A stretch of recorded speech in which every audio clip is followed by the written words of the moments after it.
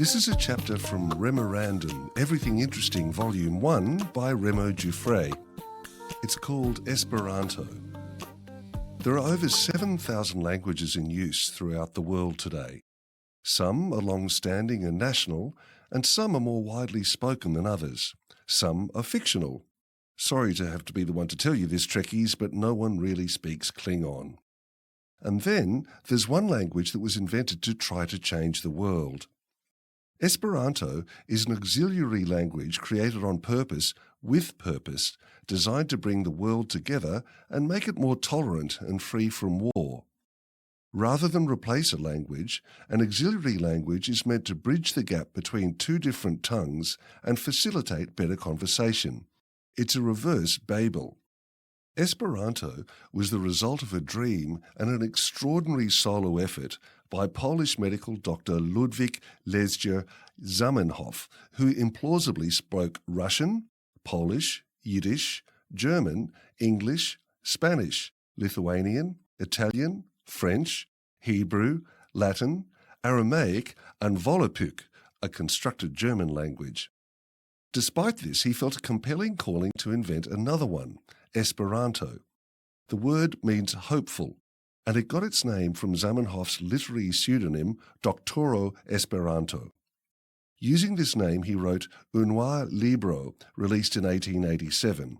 It translates to mean Dr. Hopeful's first book, and explains the language and his hopes for it.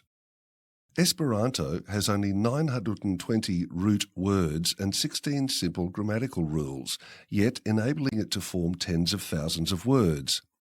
This simplicity helped it prosper for a while in Europe and North America, and in particular in a tiny Belgian-Prussian condominium called Neutral Moresnet, where it was declared the official language. Then it all fell apart. World War II happened. Adolf Hitler condemned Esperanto in Mein Kampf, as if you needed another reason to abhor the man, and Amieko, the Esperanto name for Neutral Moresnet, was annexed by Belgium. Esperanto almost completely disappeared. But out of the wreckage emerged the Loyalists, estimated to now number over 2 million throughout the world. In fact, around 2,000 speak it as their first language. Today, if you speak Esperanto, you're an Esperantist. You're also most likely a member of the Esperanto Reddit thread and an attendee of the Universala Congreso, World Esperanto Congress, held every year since 1905. So, while it may not have world-dominating status, it is most definitely a world-changing idea and close-knit community. The internet has actually been a boon to Esperanto's popularity, with speakers communicating through social networks such as Facebook, Twitter, and YouTube.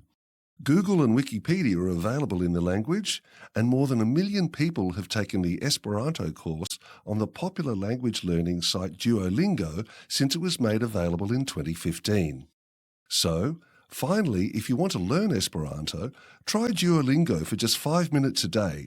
But if you want to hear it in action, sort of, check out the B-grade 1966 horror film Incubus, starring a pre-Star Trek William Shatner, which, for whatever reason, was filmed entirely in Esperanto.